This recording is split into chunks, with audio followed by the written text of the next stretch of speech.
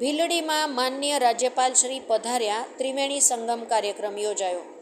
આજરોજ તારીખ 30/6/24 રવિવાર આગમ વિશારદ પરમ પૂજ્ય આચાર્ય દેવશ્રી વિજય તપોરત્ન સુરીશ્વરજી મહારાજા તેમજ પૂજય ગણિવર્ય શ્રી કલ્પરક્ષિત વિજયજી મહારાજ સાહેબ અને પૂજ્ય મુનિરાજ શ્રી જ્ઞાનરક્ષિત વિજયજી મહારાજ સાહેબની નિશ્રામાં ત્રિવેણી સંગમ કાર્યક્રમ યોજાયો.